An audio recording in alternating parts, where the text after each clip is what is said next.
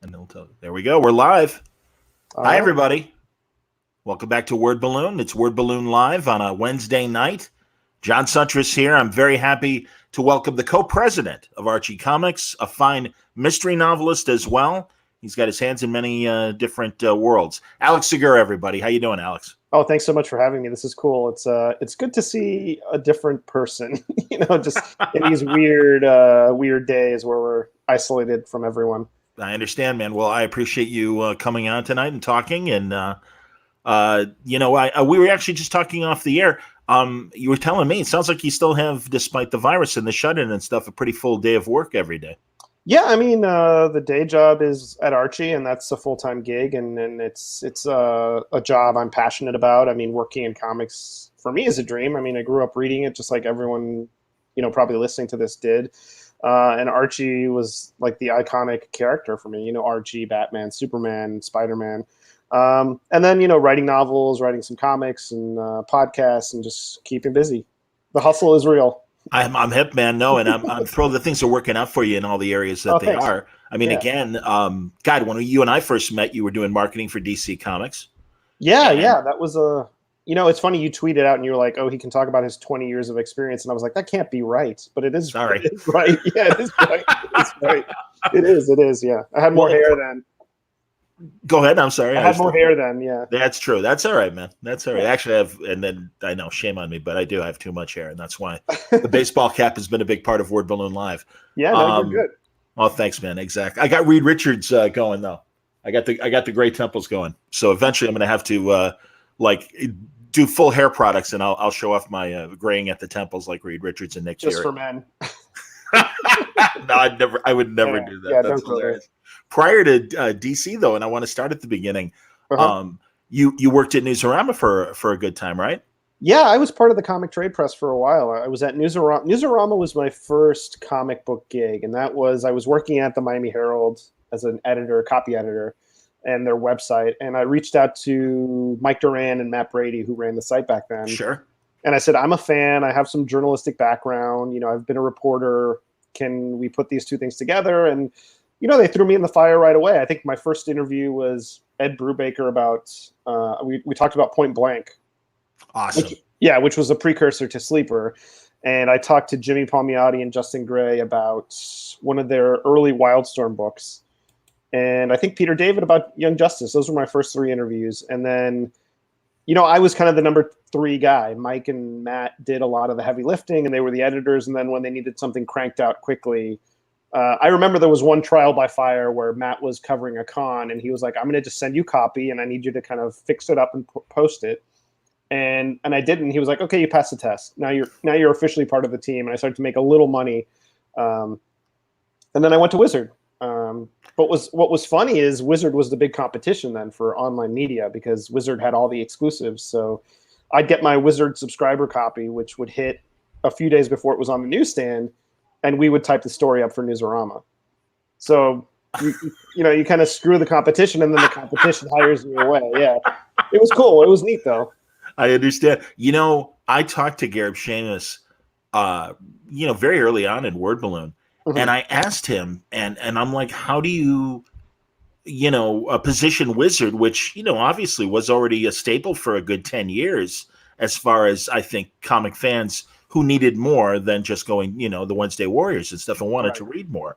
And they always had good coverage. But then, you guys in Newsarama, and Heidi was doing The Beat still back then. Yeah. And Jen, I want to say Jen de Guzman, wasn't she the... I think that was her name. Jen Contino was at Jen Contino. That's who I was thinking. Yeah, yes. Had Jonah at CBR. And absolutely.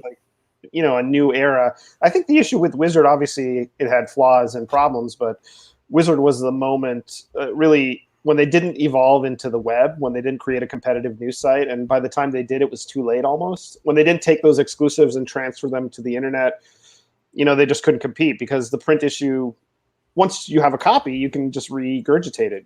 You just say Wizard broke this news, but now it's on the internet. Now everyone has it. There was no exclusivity anymore. No, and again, and it's surprising that a real 24/7 news cycle for the geek culture evolved, and I mean evolved online as it should have, because that's the great thing about, I think, comic culture, and I'm sure you agree, is that the people are so passionate. They want information. They want it now. And, I worked at Sporting News Radio, right, which was tied to the magazine. And the magazine, even after we were online and bought by Paul Allen, one of the Microsoft billionaires, and he was in charge, the magazine was really lagging behind. And it's like, guys, it's not the 80s anymore. My dad used to buy that magazine. And sure. Yeah, I remember reading it, but at a certain point, the print is no longer relevant.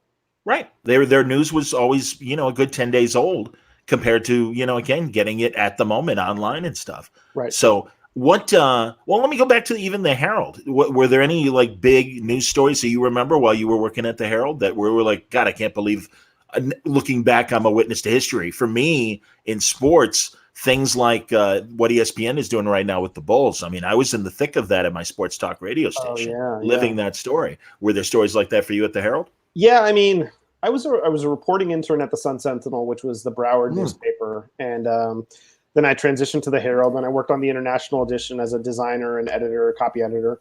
And then my last gig there was as kind of the news they call it producer. You're basically a website editor. Okay. The big stuff, Art Thiel was a city commissioner who was caught on tape saying something illegal or admitting to some kind of illegal deeds, and he actually went to the Herald offices and killed himself in the lobby. Wow. Yeah, it was crazy. It was crazy. Jesus. And I remember because it was on a Wednesday, and Tuesday, Wednesday were my days off. And I happened to turn on the TV, and I was like, well, I'm glad I didn't go to work today, because it just would have been, it's also very sad, obviously, that this guy felt so distraught that he had to take his own life. And hurricanes are just standard operating procedure. Yeah, sadly, in Florida. So I do remember one hurricane, I can't believe I'm blanking on the name, but I was on duty that night, and I basically had to sleep on the floor, just make sure the website was up, make sure the stories were getting fed, make sure we kept updating the news cycle so people knew what was going on, like, what was damaged. I slept on next to my desk. I had to we had showers in the newsroom, which I didn't realize until that day. I think they told me the night before. They were like, there's a shower and you can sleep here. And it was really one of those like in the trenches moments. And I ended up getting an award for it. Like, the Herald has one of their internal awards. And so it was like one of those nice, like, hey, you really busted your butt there. So it was nice. It was, I do miss that thrill from journalism that you kind of get in different ways with writing and with publicity, but it's different. It's just, just chasing the story. It's hard to top that. We're going to bounce around, and in fact, I'll acknowledge one of our first questions. Bill Schmidt saying, looking forward to hearing more about Alex's writing. Oh, thanks. And that means a lot of different things. Yeah. I suppose we can start with comics and some of the recent Archie projects and things that we can look forward to in the near future. Yeah, for sure. We just had Archie Meets the B-52s come out, which was I co-wrote that with Matt Rosenberg, who many people know from Hawkeye Freefall and Uncanny X-Men and Four Kids Walk Into a Bank, and living legend Dan Parent on art, and it was just cool. It was just a one shot. It's set in the 80s, and so you get to see like the prime B-52s lineup with Ricky in there, and I don't want to say too much. It's a short story. Archie, the band's broken up by the beginning of the story, and Archie's like bemoaning the fact that he can't open up for the B-52s. And so the B-52s say, we love how you play guitar. We're going to get everyone together for you. And so it's a fun romp, them running all around Riverdale, trying to get the band back together. And at this point, we're so seasoned, we kind of know our places. And so Matt and I broke down the script pretty fast, and Dan's just a pro's pro. J-Bone inked him, which is, to me, that's like fantastic. Yeah, they make such a great pair. Like, he just adds a different layer to his art, which is just fantastic. Dan, I follow him on Instagram, and he can archify anybody and make, like you're clearly looking at a familiar celebrity, but he's doing it in that Dan Parent Archie style. And also, when for commissions and stuff, when he does do like Vampirella, and I know Veronica Arella or however. yeah. That's breaking down in the crossovers you guys are doing at Archie. But right. No, he's incredible. And yeah, I can only I haven't seen it yet, but I can only imagine what he does with and I'm forgetting Kate, and what's the blonde's name in the B-52s? Now I'm blanking on Kate Pearson. Kate Pearson and shame on us. Yes, yeah. But I love them, honestly. Like Cindy Wilson. Say it again. No, I thought you said her name. I thought it was Cindy Wilson, right? Cindy Wilson, maybe. I can look it up online while we're talking, but they're fantastic. Yeah, that's her. Okay. I feel Attaboy. less bad. It came back to me. I don't feel as old. No, I knew it. And just like I was like Kate, and then I'm like, wait a minute, Yeah, Pearson. Kate and So Finn, yeah. excellent, It's man. funny. Yeah, Dan's got a knack. He's just he's like the definitive Archie artist of his era. Oh, Albert correcting me. Yeah, Well, hey not Albert. correcting me because I got it. It did come to me. Yeah, Dan is the definitive Archie artist of his era, and we're doing this thing at the Archie store where if you like send in your photo, Dan will archify your photo, which is neat. You pay for it, but then you get a print out an original piece of art where Dan has drawn you as an Archie character. So if people want that, you just go to the Archie store, and that'll be my corporate plug for the day. I'm hoping to have Dan on sooner than later. I saw him at as I keep referring to it, C2E2, the last con standing. And we said hi to each other. I'm like, hey man, you got to come back on. We'll do something new. He's like, oh yeah, absolutely. So he's great. We just did. We were on that Mainframe Comic Con as well, and excellent. We did a kind of Dan Parent, This Is Your Life, where we went through his whole career because I feel like there's so much story there. He's been drawing Archie for like 30 plus years. That's amazing in itself. He's done all the big books. He wrote Love Showdown. He's just done everything, and he's evolved along with the company. So there was that point where John Goldwater came in and really reinvigorated the characters, and then he's there with Kevin Keller. He's great. He's great. That's awesome, man. No, excellent. And yes, Jeff, I agree with you. The B-52s are kind of like the new wave Archies in a lot of ways. I think absolutely. Give Me Back My Man. I could see the Archies covering that song. Lorraine, for sure. That's awesome, man. Now, other writing that, of course, you're doing, as I said, doing excellent work in the mystery world. And wrap things up with Pete Fernandez, or is there still one more Pete novel to come? The fifth one, Miami Midnight, came out last August, and that to me is the end. Now I'm kind of qualifying it a bit. I was really definitive before it came out, and I said, this is it, this is the end. But it's interesting. I got a really vocal, strong response. Once it was announced, once my publisher said this is, Pete Fernandez ends now, I got a bunch of people sending me, not nasty grams, but just like really emotional, like, please don't end it. Like, I love Pete. I love these characters. And so you never know. I think it's the end for now. All right. Well, we'll see, I guess. And again, yeah, man, I was one of those guys when you told me that last year that it was over. I'm like, oh, okay. And again, you see, I was on Mainframe Comic Con. I was talking to Rucka about that the other night about some of his characters and, people he thought he was done with and stuff. So I want to acknowledge Alan Hockman, one of our great Chicago suburban retailers who's I think watching. Hey, Alan, it's great to see him. One of the things, and this reading mystery fiction, is that there's a kind of series that it just, after a certain point, you're just like, it's hard to believe that you can put the character through anything else, you put him through these trials, you kill his friends, you beat him up, you break his bones, and at a certain point, you just have to give him a rest. So maybe it's the end, maybe it's just an extended vacation. Maybe 10 years from now, I'll be so desperate I need to like bring him back. But Dennis Lehane did it. He came back to the Pat and Angie books with Moonlight Mile, and it was like, it was 10 years later, and it was fine. Elmore Leonard with Raylan from what was it called? X-Facts. Justified, yeah. Justified, absolutely, man. It's like decades, and it's like, oh yeah, I could write a new Raylan, no problem. Yeah, no, it's the best. These characters just live in your head, and so it's really a matter of like tapping in and saying, what is Pete up to these days? Assuming he survives Miami Midnight. Understood. Well, and also what I liked about it too was your inclusion of music, and you'd come up with playlists for each book, which I thought was a lot of fun. Yeah, I think we're simpatico in that. I don't listen to music while writing, but I do think about music a lot, or I think about the book when I'm listening to music. And so as I was writing, I would be dropping songs into the playlist. And I was a big mixtape and mix CD person in college. And so, now in the day of streaming, it's the world of streaming. It's a little different. There's no, the tape doesn't run out. Well, you're right about that. But isn't it funny? And I don't do it because I was totally like that with you, especially in the cassette era, being a little bit older. But, obviously on Spotify and some other places, you can create these playlists.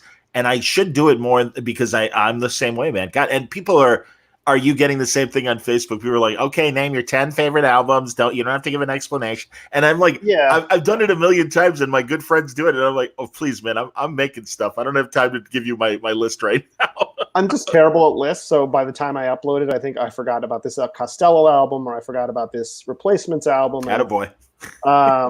I think the challenge now is just I usually for Spotify or whatever, I just dump a bunch of albums into a list. So you don't curate it the same way because you don't have the restraints of, okay, I only have 70 minutes to put a mix CD together and I have to make it count. There was a whole like structure to it. So 100%. Part of that is why I do these book playlists, just to kind of keep myself. I limit the track number. Like I can't go over 40 tracks, basically. Wow, still, 40, still a lot. Yeah, 40 is a hell of a lot. Absolutely, yeah, like man. 2 CDs worth.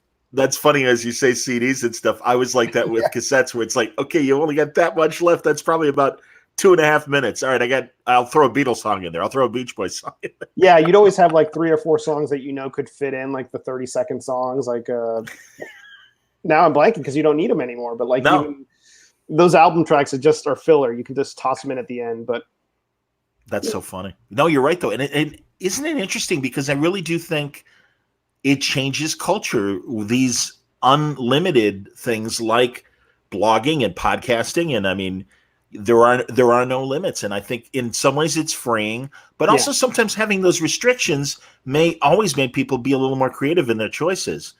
Yeah, so, it's almost too much. I mean, look, I don't want to be that guy complaining about having too much stuff. It's great. It's great to have options. But I think especially with music, for me, my OCD almost gets the best of me because like yesterday I was like, I want to listen to some Fleetwood Mac, but it's like, do I listen to it all? Do I put it all on a playlist and do I like shuffle their entire discography? Because that's where my brain goes. Like I need to be complete.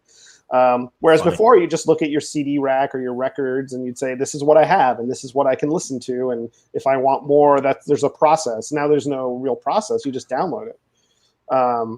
And the same goes for streaming. I can't tell you the times I don't watch that much television. There's just not enough time. But the moments where I'm just sitting in front of the TV looking at Netflix and it's like I have no idea what to watch. There's too many options.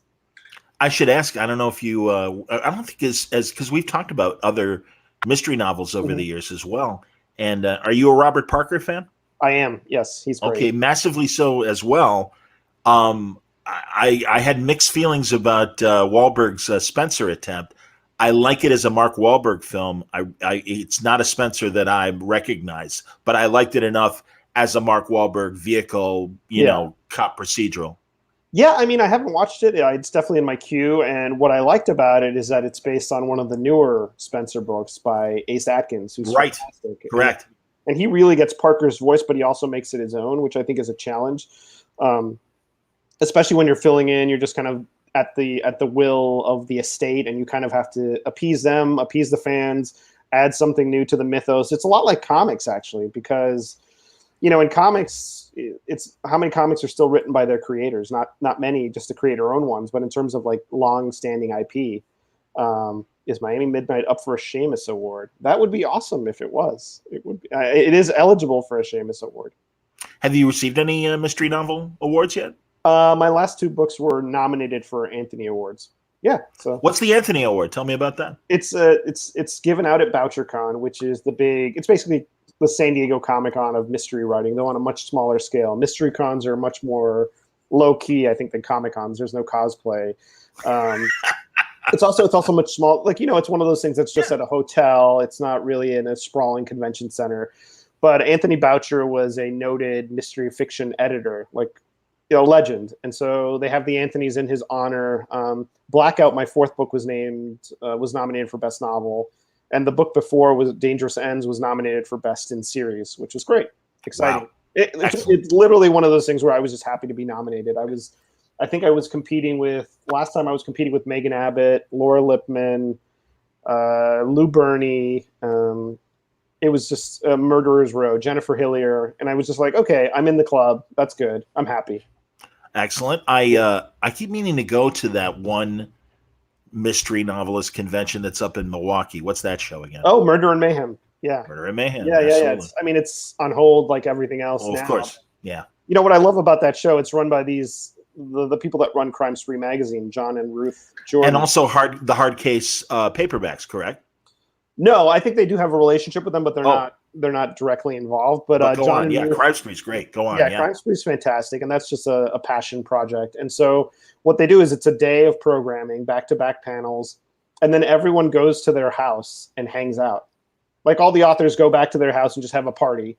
That's great. And so it's really a good, I mean, it's great to interact with fans, obviously, but it's also just a great moment to reconnect with other writers and friends. Like you make all these friends doing these things in comics and media and in writing, and you don't see people a lot. I mean, especially now, but I think even in the churn of like what we do, you don't see people a lot. And so having those moments where you can have a real conversation, that to me is like why we do it. 100%, man.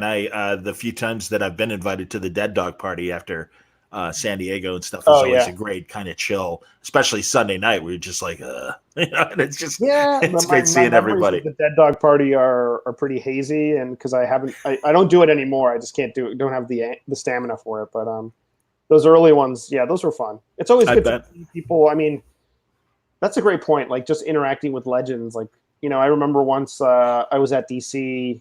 I think it was my first year there, and my boss said, can you entertain Denny O'Neil for like half an hour?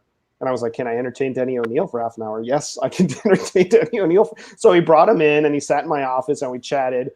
And he probably doesn't remember this because it was so standard for him. But to me, it was like amazing. It was just like, okay, I'm hanging with Denny O'Neil. And Jerry Robinson. Wow. Yeah, he was still around and he did a book, his biography, I think, and he was doing a signing. They hosted a signing in the DC, New York offices, and my boss said, "Can you sit with him and just bring in some interviews, make sure he's tended to?" And I was like, "Yeah, totally, I can sit with him." Like, and the stories you hear, like these people, it's like these are legends that just need to be heard and be remembered. And it's I'm very grateful to have had those experiences, and I'm still having them. I still feel like I can pinch myself. Like I was on a panel with Larry Block at BoucherCon last year. Wow, Lawrence Block, everybody. He sat to my left. Yeah, give the great resume of Lawrence Block. And he's definitely he's got a career where he's basically done it all. He is obviously older, but he's also, his vibe is, I'm here, I'm going to say what I'm going to say, and and everyone loves it. And then he came up to me and he was like, "I liked what you said on the panel," and I was like, "Oh, okay, I'll take that." That's cool. He's a friend. We know each other. We're friendly, but it's just cool. Like you get to see your heroes. Which is you don't have to tell me, man. Honestly, as you know, as I told you, I'm coming on the 15th anniversary of Word Balloon, May 10th. It's amazing. And I can't put. Good Lord, that's true. It's only 11 or so days away. And Howard Chaykin, as you know, great guy, and I'm thrilled that he's become a friend. And I've had my sweetheart, no matter what he says. Absolutely, 100%. And Denny, I've had on the show several times, and that just any of those guys and women that are from our childhood, and we've got a few years between us, but any of those Bronze Age guys in particular, it's such a thrill, and I'm so flattered that they like coming back and talking and stuff. And it's just like, these were my storytellers, and I'm sure you feel that same way about comics people and authors. Oh yeah, totally. And to just be able to work with people that I was a fan of, and I mean, I always point to my time at DC as just a chance to really see how the masters do it. I mean, Scott Snyder, Jeff Johns, Pete Tomasi, Gail Simone, like people like I get to read scripts, I get to see what they were doing and kind of tap in, and not just like those creative types, but the editors like Matt Idelson, Mike Martz, DiDio, like Bobby Chase, Bob Harris, like people that you would just see, this is how comics are made and this is how these decisions are made. I think my first week at DC, before I'd even gotten my office, my boss came in and said, "Can you talk to Neil Adams and tell him this or that?" Like basically don't tell him to announce a project before he should announce it. And I called him. I was like shaking. I was like, "Neil Adams, like who am I to talk to Neil Adams?" And he was fine. He was, he's a character. He was great. It was really entertaining. And he was very, again, he probably doesn't remember it, but I remember it. It was one of my biggest like early DC memories was just that call. But you learn, this is how you learn. You interact with people, you see how they do it, you see what the good people do and the people that have long careers, how they kind of conduct themselves and their creative behavior. And you just cherry pick from that. Well, and you're not afraid to ask questions. I mean, that's a big thing too, Yeah, I mean, one of the most generous people, I mean, Greg Rucka is the best. I think, one of the kindest, most giving people, and always, like, he will always tell you the truth. Which is a rarity with people, friends and enemies. He'll just say, "This is how it is, and this is what you should do." And I was very grateful to become his friend over those years. And like Brad Meltzer, I've known him since Wizard days. And I remember one time I was telling him, and I felt like it was so inappropriate. He was talking about his novel, and I said, "Well, I'm working on my first novel, like on the side." And he was like, "That's great." Whenever you're ready, just tell me and I'll give you a blurb. And it was just like, I didn't have a contract. I had no publishing deal. I had no sense that I could finish the book. I didn't think I could finish the book. But then just knowing that you have that at the end of the road, you have that kind of cherry waiting for you, that instant validation, like, yeah, it was a game changer. And Brad's the New York Times bestselling worldwide phenomenon. So, and it kind of came full circle. He introduced me at a book event in Miami a few years ago. Hey, that's great. It was such a classy thing to do. He didn't have to do that. I mean, I hear you. Yeah. So, you see how people are and you kind of learn from them and you go from there. 100%, man. No, that's beautiful. And another project you were telling me about, we can't talk much about it, but I guess you got a Star Wars young adult book coming up. Yes, that's true. I'm writing Poe Dameron Freefall, which is, if you saw Rise of Skywalker, you know that it talks about his time with the Spice Runners. And so this book tells that story, which is cool. It was so neat to play with those characters. It's going to be, I hope people dig it. It comes out August 4th. Awesome, man. Yeah. That's terrific. Well, and right now, people can go to the Comixology website, and people may not realize, we've talked about it a few times on Wordblin, you and I in particular, about a book we're about to talk about, Comixology Originals, something that I know Chip Mosier is in charge of, and getting great creators to be involved. And I talked to Chip Zdarsky about his, and you and I talked early on about your book, The Black Ghost, which now is complete. Yeah, the first arc is done. I mean, knock on wood, hopefully there'll be more, but the response was great. And now we can actually talk about what happened in the book. I think when we spoke, we had maybe one issue in the can and you'd gotten to read the first few, but it's basically our love letter to vigilante comics, stuff like Batman, Sandman Mystery Theater, Daredevil, Vigilante, Miss Tree. There's a lot of Miss Tree and Jessica Jones. Miss Tree. But it's about honoring those tropes and also kind of flipping the script as much as we can. If you read the first issue, there's a twist at the end of that first issue that I hope just kind of keeps you on your toes. You go in expecting it to be, okay, this is just a point of view story. We're seeing the story through the eyes of this journalist as she chases this superhero or this vigilante. And by the end of the issue, you realize it's a whole different ballgame. And, and she's a challenging character. Laura Dominguez is very flawed. She's got a drinking problem. She's in a new city. She's probably dealing with some kind of undiagnosed PTSD. And by the end of the arc, there's a flicker of hope. She's still bruised and beaten up, but she kind of has an idea of what she wants to do. And so we set it up pretty much in a way to tell more stories. Monica Gallagher, my co-writer, and I did Lethal Lit, the podcast, 2018. And George Cambadeas is the artist, and he's phenomenal. He really brings this Batman animated series type vibe to the thing. And absolutely.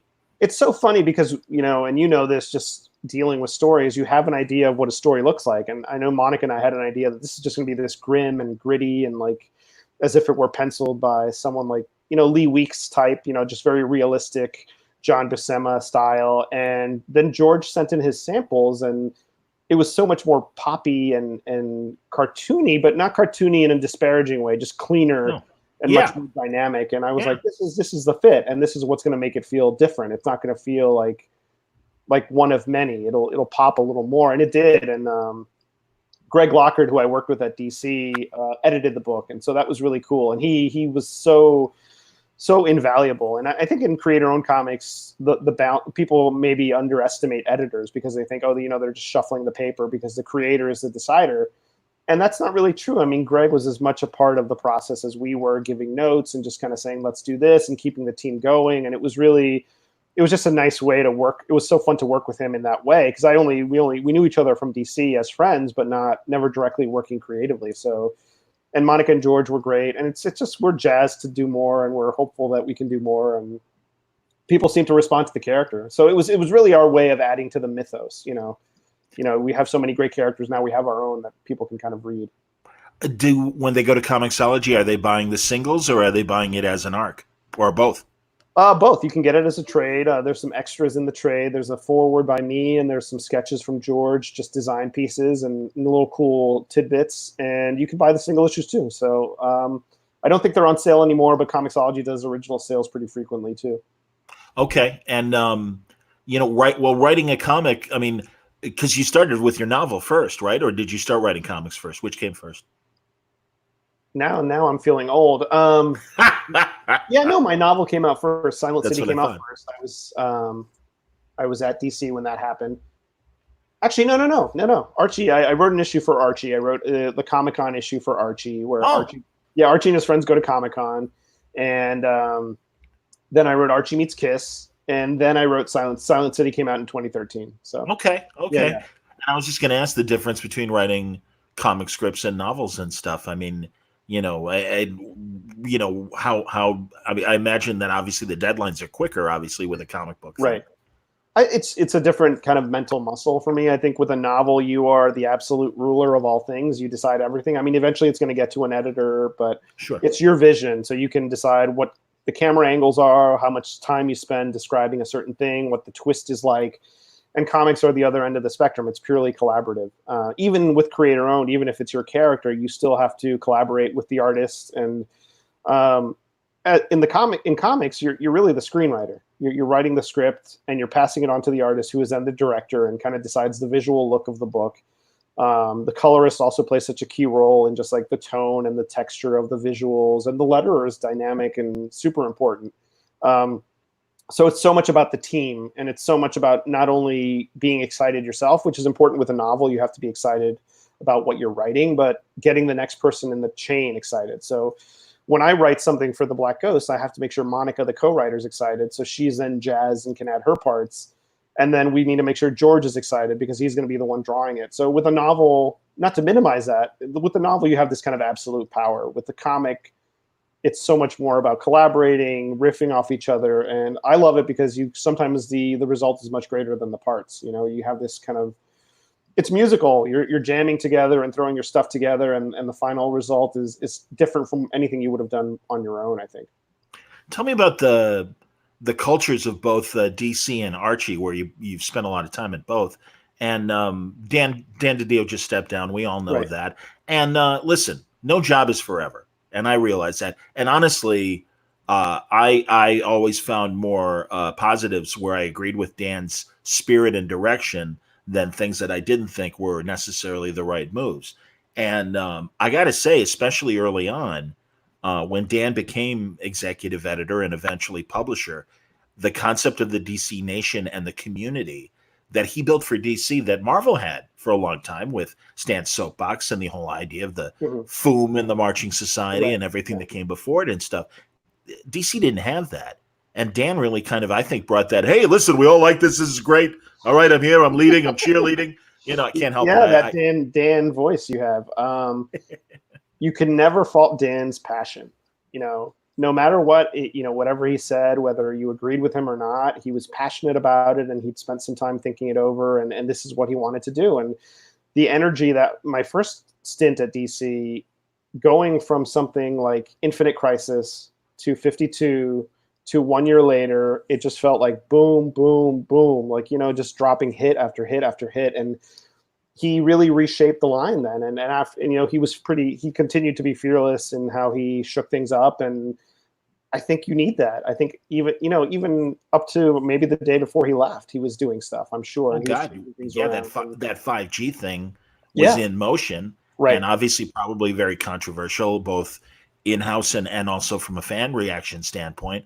But I appreciated his audacity in saying, we got to do something different. We got to shake things up. And a lot of times, especially, and I want to know your feelings on this, certain comic tropes are comfort food. And, like you write a fish out of water story for Superman, and the longtime fans are like, no. Superman crashes through the wall. He clunks the bad guys' heads. He unties Lois, and they fly away. I mean, your classic George Reeves Superman scenario. And I get that. It's comfort food, and we do come for that. But every now and then, it's not giving people what they want. It's giving people something different to make them stand up and go, wait a minute, that's what's going on here. I mean, and it really kind of upset you and say, I want to know what's going to happen next. And I mean, that's the real toughest trick to pull. And the right writers and artists are able to do that.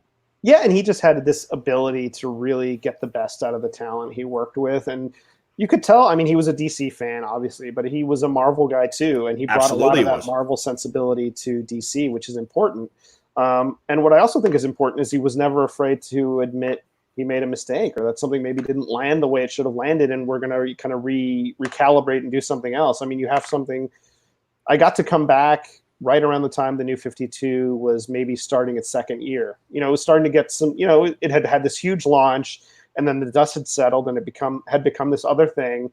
And he was forward thinking enough to say, well, we have to change it. And I'm sure he worked with Jeff, and it became Rebirth, and Rebirth really repositioned that reboot in a really meaningful way. And I think being fearless and being open to ideas and also having a vision is hard. And it's not easy to last in that role for as long as he did, and to do it well. He succeeded more than he failed, I think, from my view. And agreed. Yeah, so I have no complaints. No, I understand. Yeah. And before we go to Archie, I am interested in what encounters you had, especially the first time you were around at DC. What were your before? I know you went back and forth. So, what years were you at DC the first time? I got to DC in 2006 to 2009-ish, I think. Yeah, about. Okay. Yeah, and yeah, that's about right. And then I spent a couple years at Archie. Then I hopped back to DC in 2013, and then I went back to Archie about 2 years after that, I think. Yeah, that's my rough. That sounds right. Without my resume to reference. Yeah.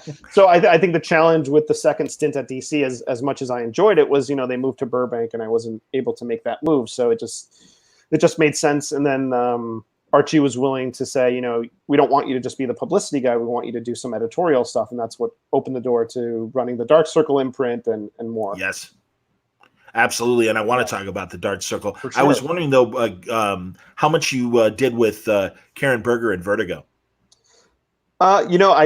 I have the great respect for Karen. I consider her a friend. I wasn't, as a publicity person, I was much more the DC Universe guy. Okay. Like I handled a lot of somebody DC, else for Vertigo. Pamela Mullen, who I'm sure you know, of course, did a lot of the Vertigo stuff. And before her, it was Sierra Hahn, who's now an editor at Boom, and she was also an editor at Dark Horse. So that's kind of, we divided it by imprint. Our boss David Hyde, who runs Superfan Promotions now. Absolutely. That's how he divided it, and it made sense. I mean, I was much more in the weeds on the superhero stuff, and I think Dan appreciated having someone that really knew the continuity and the lingo and could translate that into some kind of attention. But the Vertigo stuff was amazing. I mean, I have a lot of good friends like Greg Lockard, Will Dennis, Mark Doyle, people that you just bond with while working there. Joan Hilty. I mean, I would walk through the halls and just pop into everyone's office because it was just such a great idea factory, just to connect with these people and see what they were doing and just talk story. I think I miss having that ability to just, I miss having the ability to leave my house, but in the short term. But I mean, back then it was just like you could walk around and just sit down, and Will Dennis would show you pages from the next 100 bullets, or you would see what's coming up in 52 from Steve Wacker or Mike Siglane, and it was such a really vibrant time to be there.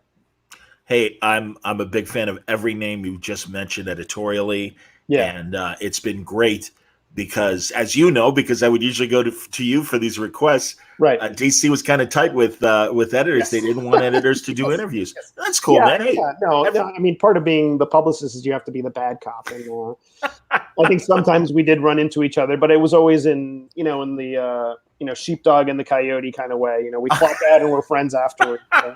Morning, George. Morning, Sam. Absolutely. Yes. Yeah.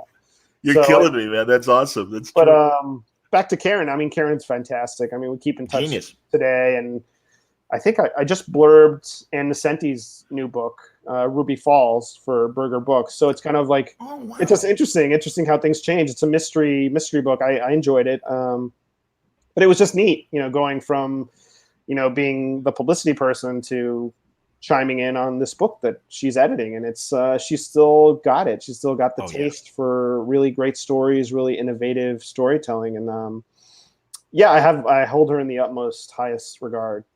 Jan DeMatteis and I just recorded a new conversation, and we talked about his Berger book, Girl in the Bay, of course. Oh, cool! Which is really great. And no, Karen was amazing, and that whole group of Vertigo editors, I mean, they continue to thrive. Yeah, Shelley very Bond. Important. That's what I was going to say, and I'm talking to Shelley Bond soon. She and I have been direct messaging each other, so expect her, folks, in a future word balloon, not too distant future. I'm excited to hear what she's got next. I mean, now that Black Crown is yeah, no, she's the best. And then another college radio vet like I am and stuff, and it cracks me up. We both are close enough in age that we like the same music and everything. Hey, no, I did college radio too. I had a boy. Yeah, for 4 years. The best. Yeah, no, it's fun. So Archie, I mean, it was really, for me, life with Archie and what Paul Kupperberg and Norm Brayfogle, and I'm trying to remember who else, and I'm sure you'll be able to do it. Film the blanks. Pat and Tim Kennedy, and that whole the married life that came out of Michael Uslan's original story, the subsequent issues that came after that, and everything.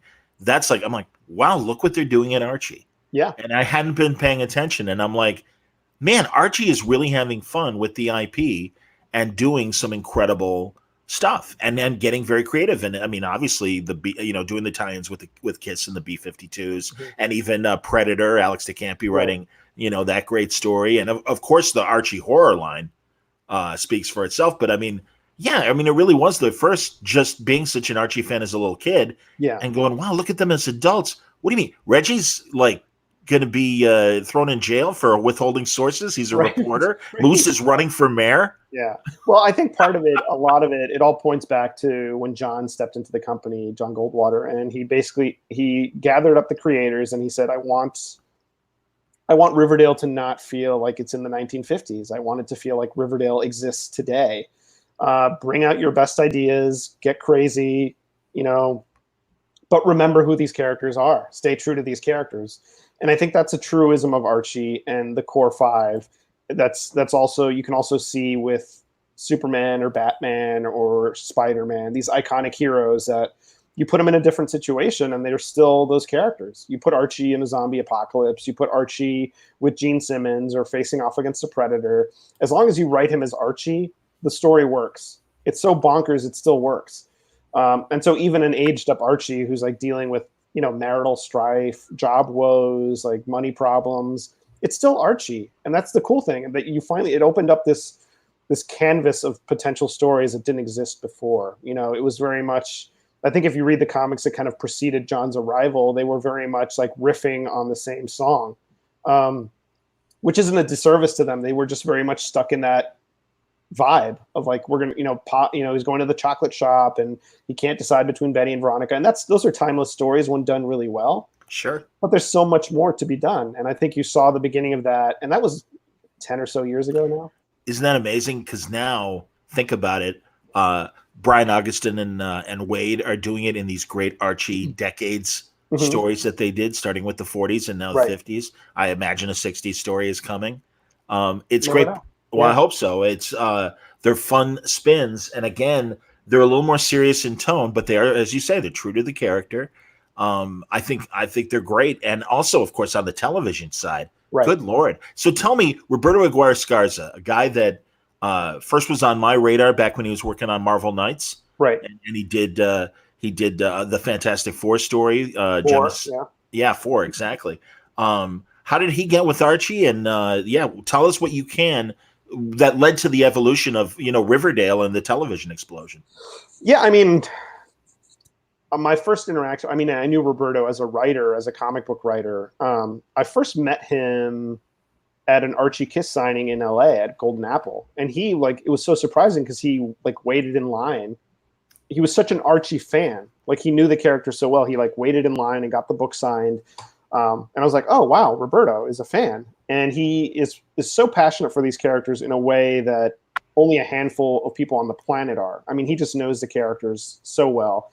And I think a short time after that, he ran into John Goldwater at New York Comic Con. And at that point, he was working on Glee, the show Glee. And that's how the Archie Meets Glee comic came to be, because Roberto wanted the chance to write Archie, and Dan drew it, and it was a hit. And then after that, I think John and Roberto just became linked. And that's Afterlife with Archie sprung out of this variant cover that Francesco did for Life with Archie, which was just like a zombified version of Archie. The best. And John and Roberto and Jesse Goldwater were sitting around and saying, wow, I wish there was a book that came out of this cover. And Roberto said, well, I can do that. And that's kind of what happened. And then Francesco and Roberto became Afterlife, and then Chilling Adventures of Sabrina. And But all at the same time, Roberto is in Hollywood and working on TV and doing things like that. So it was really just like Riverdale is very much the culmination of his two, I guess, idea streams. You know, he's got the TV stuff and Archie, and what a charmed life to be able to write Archie for television and kind of create the, with John and the company, actualize that vision. So yeah, it's crazy. It's crazy. Well, and it's, as we know, Sabrina on Netflix and now Katie Keene joining things on the CW and moving some of the Riverdale characters over there. Man, I'll tell you, I remember when John took over Archie and was making bold statements of, hey, Archie, has been a big media property before. We're going to do it again. And we're going to bring back things like the Archies. And I'm like, oh, I don't know if that's going to work today. Exactly, yeah. Because it could have that shitty boy band kind of crap, faux boy band, right. I'm not talking about the ones that succeed. I'm talking about the ones that try to succeed.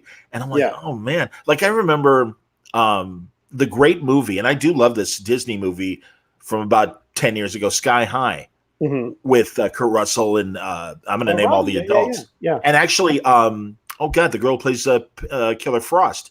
Danielle Panabaker, and I'm probably saying her name wrong, but she's in that as well. And it's great because it's a great teen coming of age story that involves superheroes, but they used all those, as you know, as a big music fan, like faux Devo songs. Yes. And I'm just like, I have not thought of that movie in a long time. Well, and I remember when Devo 2.0 came out. I don't know how they did in the kids' realm. Maybe they did fine because those are great pop songs. Right.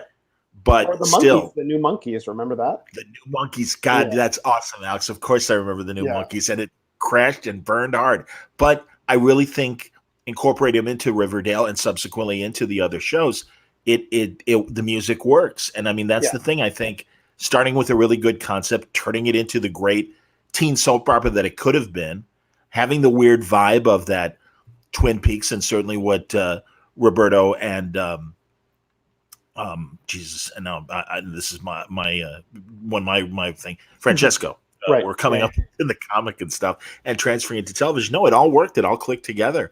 Yeah, and it's a really compelling show. You put your passions into a project, and you put in the things that you obsess over, and it becomes this, like, it feels true. The Archies for me are such a great concept. I think I sold John and Mike Pellerito on the idea of doing an Archie's book because I said it's like the Avengers. It's all the best characters on one team interacting with other bands. And I'm still really fond of that book. I regret that it only lasted 7 issues with a special one-shot, but it just felt like it was a serialized story, but you have guest shots. You have like Blondie, you have the Monkees, you have Tegan and Sarah, and it just felt like there was so much momentum there. But in terms of the show, it's such an interesting and engaging and so modern. It doesn't feel dated. It doesn't feel like it's in a different time period. It feels very alive, and it really it reinvigorates how people perceive the brand, which is important. Have they collected all your Archie stories into a big volume? There's 2 volumes of the ongoing book, and then there's a book called the Crossover Collection that has stuff like the Ramones, and then there's, of course, the standalone Kiss thing. I mean, I don't know, maybe 20 years from now they'll have the complete Alex Segura Archie's volume. There you go, big omnibus, man. No, putting your passions together, absolutely. Right. Here's an interesting question. I'm curious about, with all of Roberto's TV work, is he ever going to return to comics anytime soon?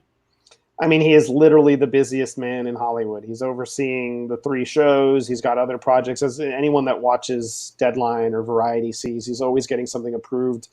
I think I'm sure he'd love to. I think it's just a question of time. So it's never meant as a disservice to readers. Of course not. No. Well, Jeff Johns has the same problem, and that's why a lot of his books become a little late and sometimes miss deadlines and stuff. And it's okay. I mean, it's. Again, I'm very excited for Stargirl. Me too. That'd be great. Yeah, he was very nice. He let me see the first 5 episodes. It's fantastic. So, did you just talk to him? I did. Awesome. We spoke. We spoke last Thursday, and recorded the video and the audio. And both are available here on the Word Balloon channel. It's fantastic. And we hadn't talked in 10 years on the record. Really? Maybe occasional direct messages, but. Again, just like Roberto, I know how busy Jeff is. And, and even now, while he's no longer the chief creative officer of DC, I mean, he's got his own production company, and running Stargirl, but I just kind of figured with the lockdown, maybe it's a good time to try and talk to Jeff. Yeah, and it they was just great. announced he's doing the Green Lantern show. I don't know. I mean, I saw that, and that's such a perfect fit. I mean, he knows those DC characters, and obviously Stargirl he created, but Yeah, he's got the DC voice. It's inside him, you know, and you saw it with 100%. Rebirth. You saw it with Rebirth, how he Yep. can just kind of slightly tweak these things and make it all fit and make sense and tie into the legacy of these characters. That was really masterful to see. Agreed. Back to Archie, and you mentioned it before, but I really want to get into it. Beyond the Archie characters, MLJ, am I right? Wasn't that the original Yeah. name? Mm-hmm. So yeah, MLJ was a huge publisher, and not only did great humor comics with Archie, that was their big hit, but they also had great superhero lines over the years as well. Yeah. And I'm glad that you were behind the effort to bring the Dark Circle back and edit those great books and write one of them as well. And I think that the Archie imprint has some great superheroes that are really great basic characters that the right writer and artist can really put their imprint on. And over the years, there's been exceptional work with them. Simon and Kirby back in the 50s did the Shield, Private Strong version of the Shield. Yep. And Gray Morrow, I always love that wonderful Black Hood. Alex Toth did a lot of stuff. Alex Toth, absolutely. Not a lot, but he did some stuff. Yeah, but I mean, so tell me about your time with the Dark Circle imprint. Yeah, I mean, Dark's at that point, it wasn't, the idea was, okay, Alex is coming back. He's not just going to do publicity. Let's give him something to manage story-wise. And at that point, I'd expressed kind of my interest to do more editorial. I mean, I figured I'd learned so much from these people at DC just watching. Like, I could probably, stumble my way through and figure out how to do it myself. And so we rebranded Red Circle as Dark Circle, with the idea being that it wouldn't be your typical kind of universal reboot. Like, it wasn't going to be like Impact is back or the Red Circle continuity is back. It would be, these are going to be new takes on these characters. It's much more genre based. It's much more about the tone and bringing voices from outside comics into comics. And look, that was very ambitious, and the superhero marketplace is extremely challenging. I feel really grateful that we got, I think, the 3 or 4 years or 2 or 3 years we got out of that. And, what we did is we treated each book as its own TV show. We treated it like a TV show. So with Black Hood, that was our crime noir show. And we brought in my good friend, Dwayne Swarzynski, who is a comic book person. He's written stuff like Cable and what have you. Iron Fist, but he's also a novelist, a crime novelist. And that's where I kind of connected with him and how we became friends through the crime community. Great writer. And then to get Michael Gaydos, who I love from his work on Alias and everything else, to me was a coup. And that set the stage for that imprint. So the idea was we're just going to have really strong takes on these characters and treat it much more cinematically instead of, let's launch with the Crusaders and really just pull you into the continuity of everything. And with the Shield, I think what's funny is the Shield came out before Captain America, but now everyone has this weird idea that the Shield is just a Captain America clone. So to kind of flip the script, we said, let's make her a woman, and let's really reboot this character, but make it much more of a spy thriller in the vein of The Americans or, like a Tom Clancy novel. And the idea there was bringing in novelists who love comics. And I think there's so much connective tissue between novels and comics, and more novelists should be pulled into comics because it's a passion. These people are passionate about comics, but might see things in a slightly different way. So Chuck Wendig and Adam Christopher, who've written a lot of great speculative fiction. Chuck's done a lot of Star Wars stuff. His last book, Wanderers, was a huge New York Times bestseller. They came in and really brought a passion to the character and a vision that I thought I was really impressed with. And then other stuff we did The Hangman with Frank Thierry, who is much more of a comics person, but you didn't immediately think Frank is a horror guy. You think of him more, okay, he does the villain stuff, he does the Batman stuff, or he does Wolverine, he does the edgy characters, but he had this great pitch, which he pitched me, I think, while we were waiting in line to see a Marvel screening of a Spider-Man movie. I think I hadn't seen him in a long time, and Frank's a friend, and he just said, what are your characters? What characters do you have? And I kind of rattled off the characters of Dark Circle, and he was like, Hangman, that's the one I want. And so he had no concept of who Hangman was, but then he did his research, and he's a character, and Frank is a character, but he does the work. He does the work. He does his homework. So he came back and sent this great pitch, and Yeah, we got Felix Ruiz to do the art, who's got a very Sienkiewicz type style, and so the line. I'm very proud of that. Those books are really strong. They resonate. I mean, the Black Hood stuff is still doing well for us in the book market. I think people are kind of coming back to those books with some perspective, which is impressive. It's hard to make superhero comics in the direct market. What can I say? Sure, but I think the good thing is, I'm assuming they're all still available to purchase digitally. Oh, for sure, for sure. Yeah, That's they also great. are still available. You know, we did a Crusaders relaunch not long ago. That was kind of our last Dark Circle series in recent years, and that was much more an attempt to do a traditional superhero book, kind of weaving it all together, taking the Dark Circle stuff and tying it into the continuity of Red Circle and the Mighty Comics line and all that, and making it make sense. And so Ian Flynn did that, and he's a prose pro. He wove it all together and still made it feel fresh, which was really cool to see. And so we never know what we're going to do with those characters next. I think they're taking a little bit of a rest, but you never know. One of my favorite runs of that too was Dean Haspiel on the Fox. Oh yeah, the Fox. I can't believe I forgot that. That's all right, man. No. I'll tell you, I was definitely going to bring it up if you weren't going to bring it up. Yeah, no, so and that's it was excellent. Dino and Mark Wade, and Yep. What was cool about coming in and doing Dark Circle is I got to work with Paul Kaminsky, who had overseen the first Fox trade and the Fox series, and he's at DC now and doing great things there.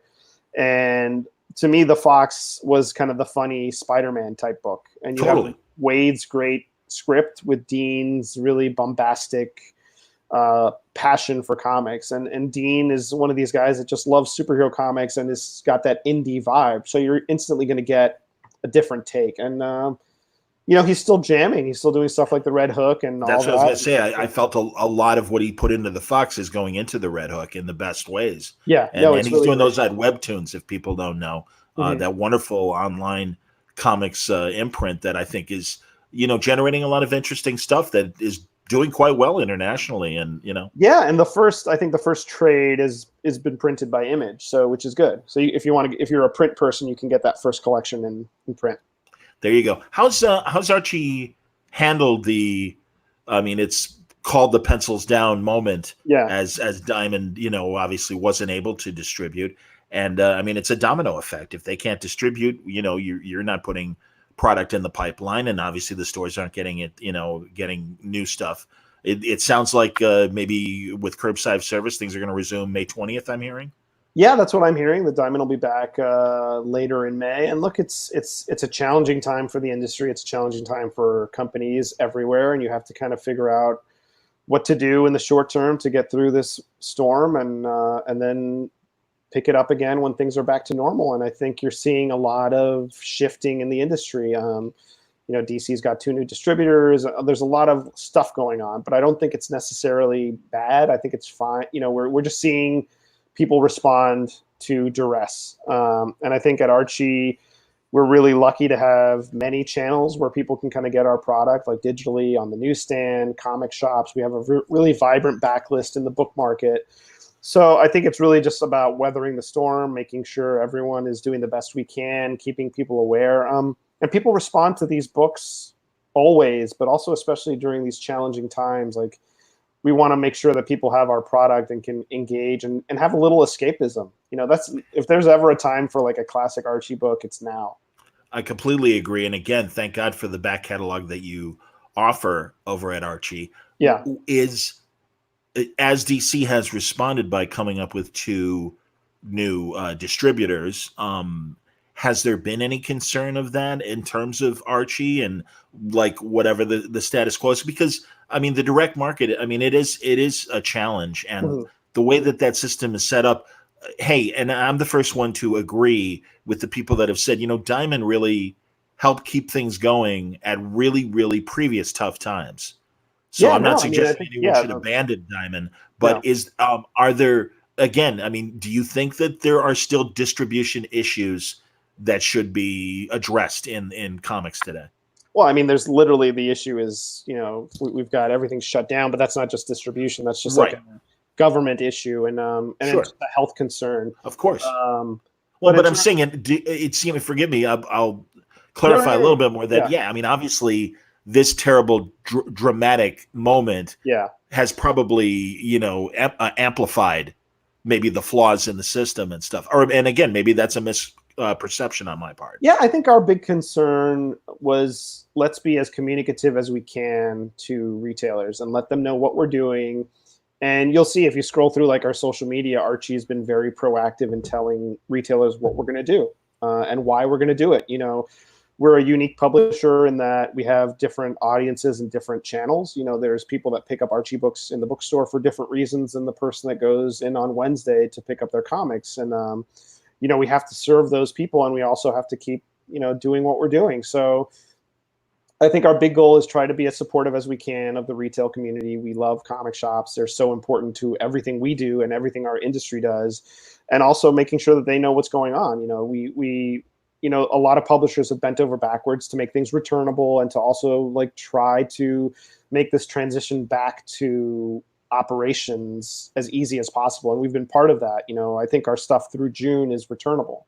Okay. So, you know, I think retailers can order with some confidence that these things are available to them. And I think communication is the key here, because it was such a fluid, chaotic thing at first. You know, we didn't know what was going on. Like from one day to the next, stuff was shutting down. Right. The warehouses were shut down. Then Diamond was shut down. And I remember that was such a boom, boom, boom of like, whoa, what is going on?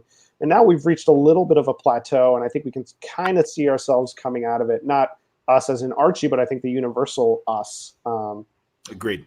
And so I think we need to proceed with caution and look, not to get political, but we have to listen to what the scientists say. We have to listen 100%. To what the doctors say. Yes. And we all have to have our, you know, we're all going to have a different scale of what we're comfortable doing. And I think we have to be respectful of that.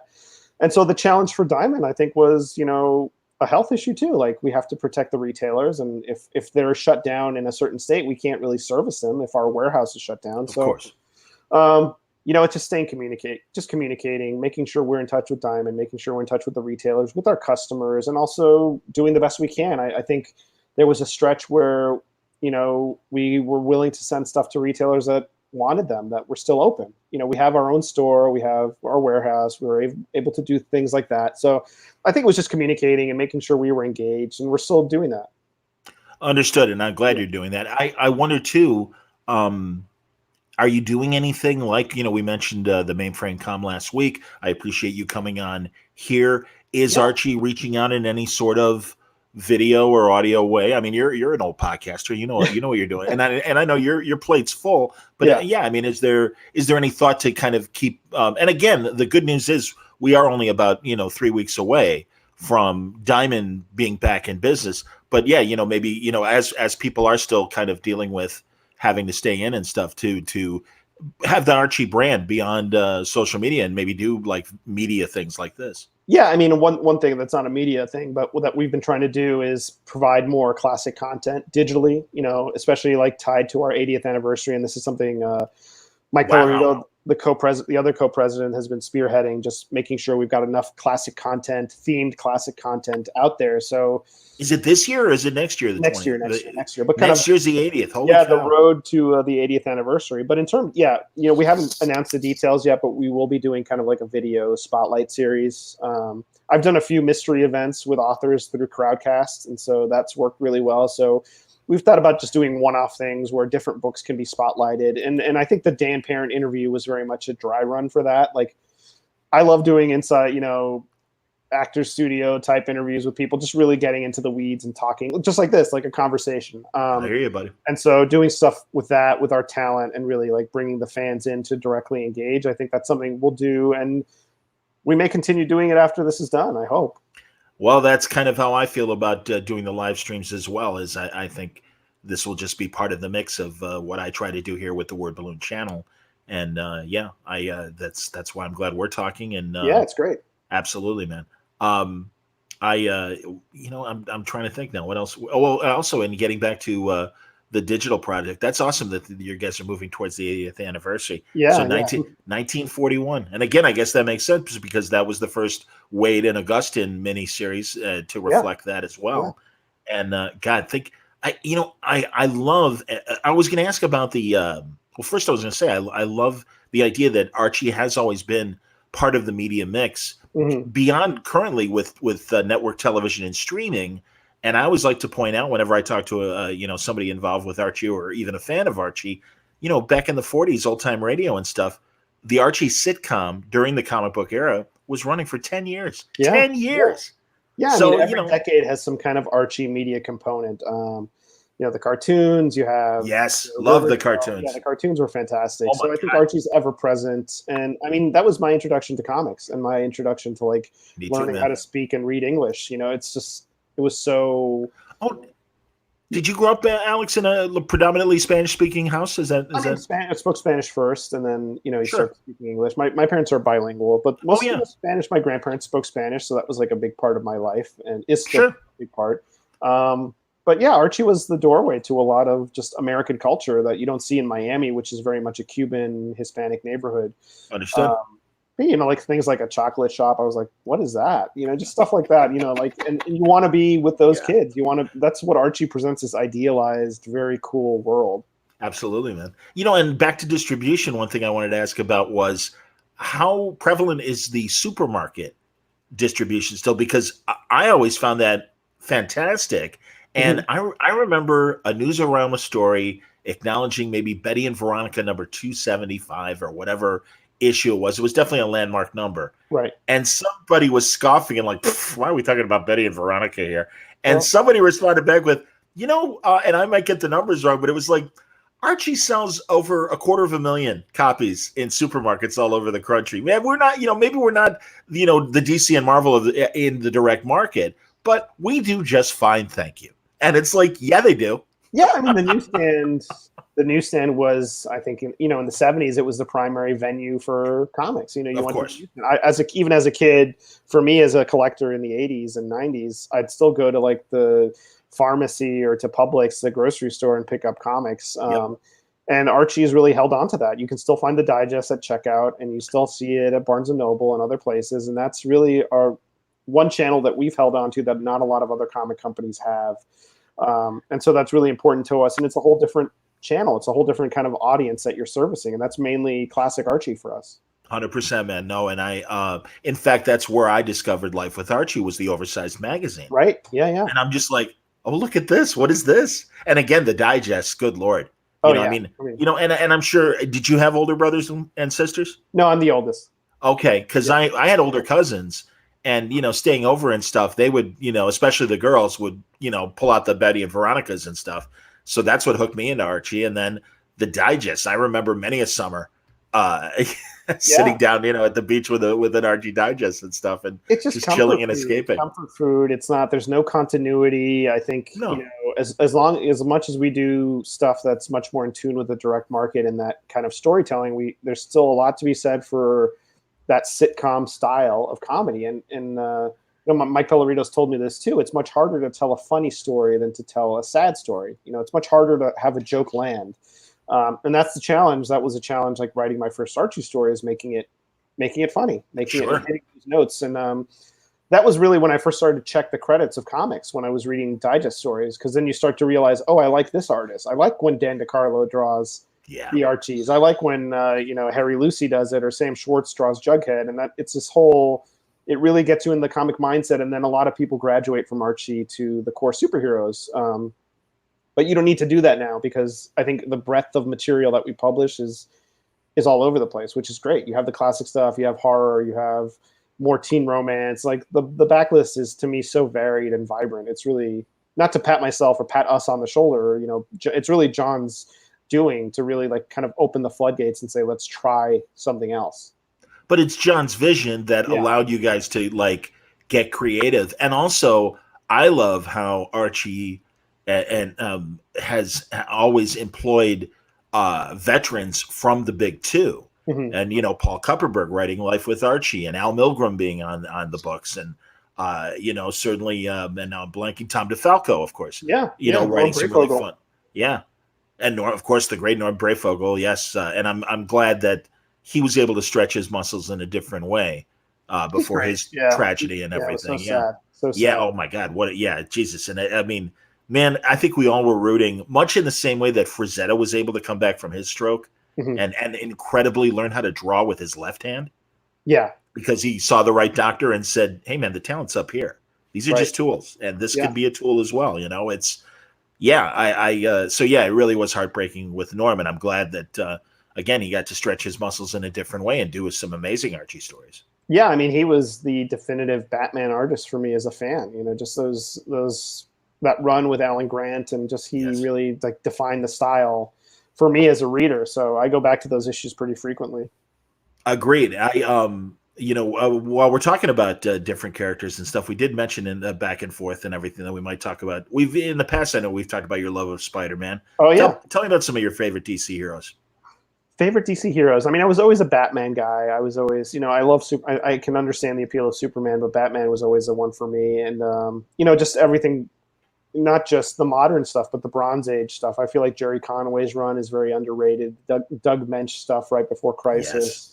But it all goes back to Denny O'Neil and Neil Adams and Jim Aparo and Frank Robbins and that kind of era that really redefined it. I really love Marv's Teen Titans, Marv and George, Titans, that classic stuff. And in terms of modern stuff, what am I reading these days? I'm really liking James Tynion's Batman. I'm really enjoying that. Right Detective and Punchline, the new villain he's come up with. Yeah, pretty cool. Pete Tomasi's run is always solid. Pete's great. Pete doesn't get mentioned enough, and I'm glad when I talked to Jeff Johns, he reminded everybody. It's like, guess what? I mean, great editor, but it's like really great writer as well. Really great writer. Yeah, he just knows characters so well, and he just kind of gets their voices really. Yep. What was I? I was rereading the Justice League International stuff. Great. Yeah, it holds up, and it's so funny how it starts off. It's always been blah but it starts off a little bit more seriously, and then just evolves into chaos. And what's interesting is Mark DeMatteis at the same time was doing stuff like Kraven's Last Hunt and Moonshadow, and he's really he just shows his versatility as a writer with Keith Giffen, and just obviously Kevin Maguire is now a household name, but at the time that was his first gig, which is amazing because he had the same ability that Kurt Swan did in terms of showing emotion on a face. One of my favorite things, I'm sure you're aware of it too, is those tons of Superman faces that I've seen this image on Twitter and Facebook a million times of just Superman emoting various emotions, and just it's again you know exactly what's on Superman's mind in those poses, and Maguire had that same ability, does still have that same ability. Yeah, I mean, what other stuff was I really love Sandman Mystery Theater, one of my favorites. Yeah, Starman by Robinson and Tony Harris, and I'm sure I'm forgetting something. And The Question by Denny O'Neil is the best. I'll tell you, and he it was so amazing because he really did change Ditko's original character to fit Denny's sensibilities. Yeah. And it became such a meditation. I love what Lemire and Dennis Cowan are currently doing. Oh yeah, that's the book as well. I've been waiting impatiently for. Obviously, everyone has waiting impatiently for comics to come back, but that one in particular, I think I was bugging the editor Chris Conroy on Twitter. I was like, I can't wait for this next one to come out because it's so good. Yeah, no, Jeff's been one of those guys that I love all of his original stuff. That's how I came to Jeff, and it's been such a pleasure seeing him at both of the big two and putting his spin on characters, and especially Black Hammer. Small. Yeah, what's that? Black Hammer to me is one of the best things being published. I mean, it's hilarious. Fantastic. Yeah, absolutely. No, it's great. No, and that's the thing. And Jeff is deceptively one of those guys. Him and Jason Aaron, very quiet guys. Yeah. There's a lot going on behind those glasses and those brains and stuff like that. Totally. It's like, too funny. I did find myself rereading a lot of old X Factor for whatever reason. It's funny the stuff we turn to. I've been reading a lot of old Spider-Man, a lot of old X Factor. I was going to talk to Louise about something unrelated to X Factor, but then I just ended up reading it, and I was really impressed with her run. I mean, I'd read it before as a fan, but it was so smartly done, and so she was so great at kind of recalibrating those first few issues that Bob Layton did, and kind of bringing it into Claremont's vision. I think it's one of those things that maybe you and I as industry people will appreciate more just because we kind of see the other stuff around it. But even if you don't look at it that way, it's a great story. Everybody, and rightfully so, points to the current generation of women writers in particular, and Gail and Kelly Sue kind of lead the list. Oh yeah. And there's Kelly Thompson, and there's again, Alex DeCampi, a great example. But man, Louise, both Archie, both have done stuff for us, which has been great. Outstanding. But yeah, I mean, Louise and Barbara Kiesel, I think are excellent writers that sometimes slip through the cracks, and you have to be an older reader to remember. It's like, and certainly Ann Neseni, and I'm glad you mentioned Ann as well. Oh yeah, she's fantastic. Because to have to follow Frank Miller on Daredevil What I a mean, and thankless especially the position. way things ended at the end of Born Again, Right. where it really is the end. It's him Yeah. and Karen being civilians walking around Devil's Kitchen or Hell's Kitchen, excuse Yeah. me. Obviously not a New Yorker. No, you get a now pass. Clinton. Yeah. But yeah, I mean, that was it. And Anne had to come back the next month, or I don't think there was any suspension in between issues. I think it was No. okay. We're Yeah, back. people forget that Born Again wasn't like a standalone miniseries. Frank came in with Mazzucchelli, and they did 4 issues of Daredevil. Yeah. And what's funny, if I'm remembering this correctly, when Frank Miller left the first time, the only person that would take the gig was Denny O'Neil, the editor. His on the editor. book. Yeah, His editor on the He's like, book. I guess I'll have Absolutely. to do it. Nobody else wants to do it. Right. Right. And that's the great thing about Brad, too, coming in after Kevin Smith's Green Arrow, Brad Right. Meltzer. Yeah. And nobody wants this job. And Brad's like, I'll do it. Yeah, I'll do it. Yeah, I reread Identity Crisis recently too, and it just holds up. It's just really Agreed. great. The way he paces it, it's just like, and that kind of was part of the idea with Dark Circle, bringing in novelists to bring that novelistic approach to these stories. And that book is it's a love letter to the DC universe. It's also a well done mystery. Like, I obviously knew the twist having read it, but you still read it and you have that suspense as you reread it. Like, maybe it's somebody else, Rags, too, just great emotion. Yeah. And man, when Sue What's he up to dies, these days? I don't know. That's a very good question. And Rags and I have a good relationship. I should reach out and see what he's doing now. And He's fantastic. Yeah. Smart guy, great talker, and really broke down basic art of, and in fact, it's a word balloon video that people can find on the channel, cover composition. Oh, nice. And why it's important to put things in a certain place where your eye naturally drops when you see a cover. And he, really kind of broke it down at a New York Comic-Con one time. Yeah, and I mean, those Michael Turner covers are obviously beautiful, but that one cover with the shattered picture of the JLA and the blood, like that was a Rags cover, and it just that sums up the book. Well, and also, I was going to say too, Ralph at the funeral, who breaks down and starts crying and can't help but his nose starts twitching in the way that it did when he, was his spider sense, basically. Yeah, that moment, and the one that really gets me every time is when Tim Drake's dad is killed, and then that line, because Brad has this motif where he introduces each character, and Bruce Wayne, orphan, or Bruce, Robin, and then at the end, Bruce Wayne, Tim Drake, orphans. Now they're both orphans, and it's Batman clutching Tim Drake, and that's Tim Drake's my Robin. That's the Robin I grew up with. So I think that was. Of a series full of great moments, that was probably the hardest moment to get past. Were you ever part of the conversations? I always find this fascinating. I just revisited it with Judd Winnick a while ago, another word balloon video and audio people can hear. Yeah. But during Infinite Crisis, the question of should we kill Dick Grayson or not? I wasn't in the weeds yet. I had just started. When I started, Infinite Crisis was starting up. And I think Judd was just bringing Jason Todd back. So, Jason Todd came back because of the Superboy Prime kind of wall punching. Right, that's right. Yes. So, if I'm remembering it correctly, but at that point, it was just kind of a rumor, they wanted to kill Dick Grayson, and I don't think it ever got anything else. It got beyond that, as far as I could tell. I wasn't in the room for the story planning, but yeah, Judd has got his whole new career going, which is fantastic. Absolutely. But as far as that goes, and I've talked to, I don't think I ever talked to Dan about it, but I did talk to Jeff and Judd about it. I had no idea that Judd was he and Dan apparently were like, no, it's fine. I mean, again, we've got Jason, we've got Tim. Yeah. We're covered with Robins. And Jeff, of course, and I don't know, I'm sure that there were others in the company that felt this way, but the importance of Dick Grayson. And it's like, no, you don't understand. Dick is the nexus of the DC universe. He is. He's looked up to by the younger heroes, and all the older heroes respect him because now he's his own man, and he's the Batman that grew up without a complex and actually, grew up normal, or as normal as you could be doing what they did. He graduated. He went from being Robin. He's no longer a sidekick. He became his own hero, and that's the story from Teen Titans, and that's such a great epic story. And there was a long time where Nightwing wasn't really even in the Bat universe. He was off doing Titan stuff. That's right. And then I think around the time that Tim comes in, you start to see Dick become part of it again, it was interesting as a reader. I don't remember a lot of discussions about killing Dick Grayson, but again, I wasn't really. Right. I wasn't. That was above my pay grade. I'm hip. No. Yeah. No, I understand it, and yeah, that's fair. And of course, no, I can see that it really. I mean, again, they were breaking the story of Infinite Crisis, so it really came up in conversation. What can we do? What can't we do? But I mean, or what shouldn't we do? I was in the room.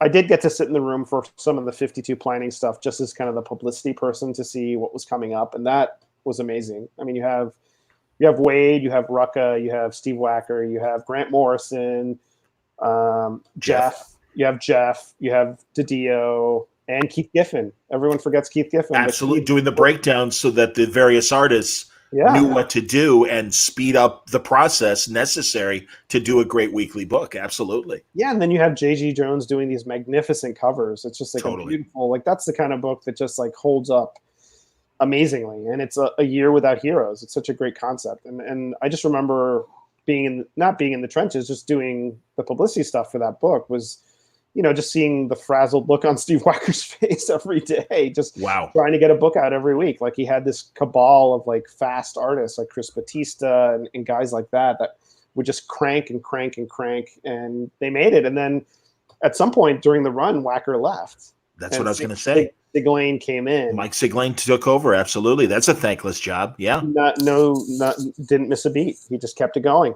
Yeah, 52 weeks and never missed a deadline. And again, going back to, actually, I think it was a conversation we had off the air, deadline art. And that's really what comic books are. And sometimes people might forget that. And especially where, I mean, nobody likes a late book, but also you don't want to interrupt a great run to put a fill-in artist. Sometimes it's necessary when it is an event and a bunch of other books are waiting in its wake. It's very interesting. Now, that's something that has changed, Alex, since I think we were readers and where we are now. And I learned talking to a friend that during the Laughing Fish story, going back to Batman, that Austin and, God bless it, Terry Austin and Marshall Rogers, thank you very much. Absolutely. That for a moment, because they were late, they were going to be pulled off the book. And of all people, the art director at DC at the time was the infamous Vinnie Coletta. Wow. And Vinnie Coletta went to bat and said, you can't let these guys off the book. They're doing great work. Let them finish their book. And I'm really glad to hear that, because I think a lot of times all we hear are the negative stories of Coletta erasing Jack Kirby art. And here's a great comic story where, hey, Vinny went to bat for his guys, and I think that's pretty cool. It's funny because it was just a different distribution model. I mean, when you're in the newsstand, like a kid's going to grab whatever's there, and there was no sense of like, well, I'm missing issue 12, so I'm not going to get 13. Whereas now, the days of the drawer of fill-in issues are over. Like it's much more an overarching story, which I think is better in terms of story. But because I remember as a reader, you're reading Spider-Man or Batman, and suddenly it's like, oh, these are not the creators I signed up for. You buy it based on the cover. But, that's just the evolving medium, I think, which is exciting. Agreed. And I think, again, the product is more valuable not only for the monthly, but it is the aftermarket, the evergreen product. Yeah. And that's great. And, again, it's a testament to where comics have evolved. And that's why even in these and certainly even during this crisis, when people are like, we got to save comics, it's like comics are going to be fine. Yeah. Comics might change, but comics will be fine. I don't think it's going away.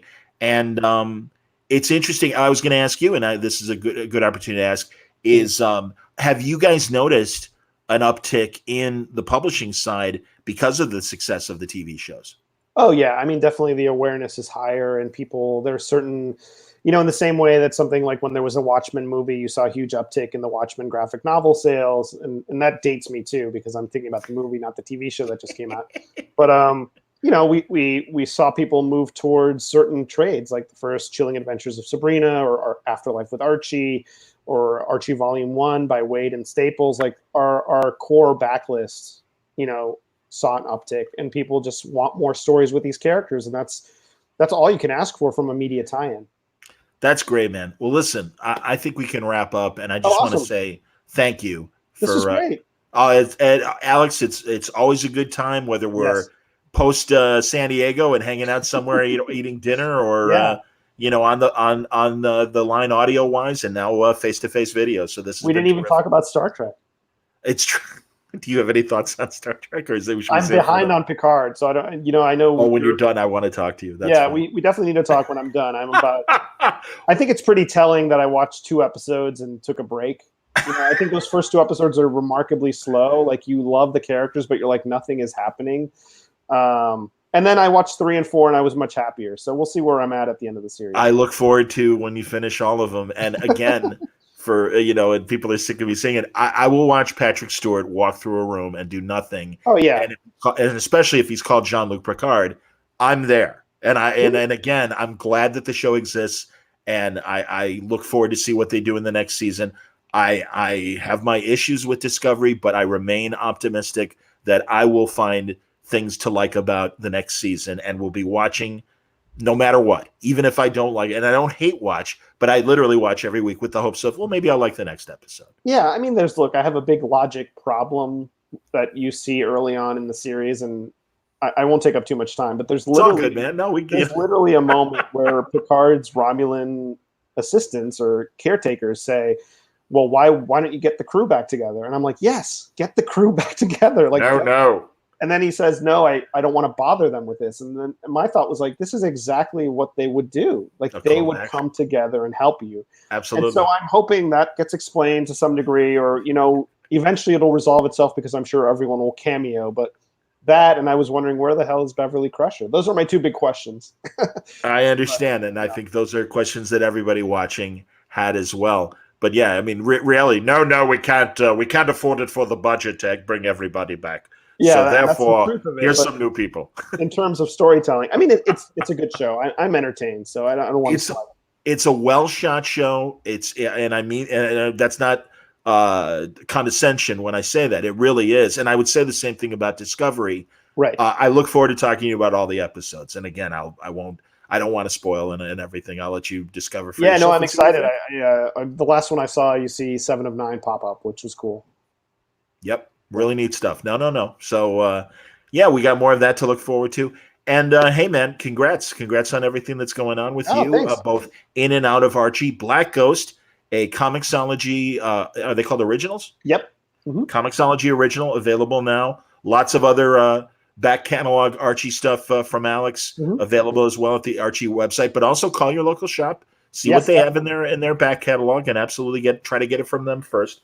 But no, tons of stuff and excitement for the new YA Star Wars Poe Dameron book. Yeah, Poe Dameron Freefall is on August 4th, and if you had any questions coming out of the movie, this book will answer some of them. Excellent. Following you on Twitter at Alex Segura. Is there an underscore in between? Yeah, Alex_Segura. Yep. Excellent. Very cool. As always, buddy, great conversation, and I appreciate you joining. And thank you, everyone who is watching and listening. And more Great Word Balloon Live coming in the days ahead. Stay tuned. In fact, if everything goes right, Friday evening, I'll be talking to Karina Becco and Gabe Hardman. Oh, well, they're awesome. Send them my best. Yeah, and this is always a treat, John. We could probably keep talking for another hour and a half. Absolutely, man. No, there's no question. So thanks, everybody, for watching and listening, and we'll talk to you soon. Thank you. Take care, everybody.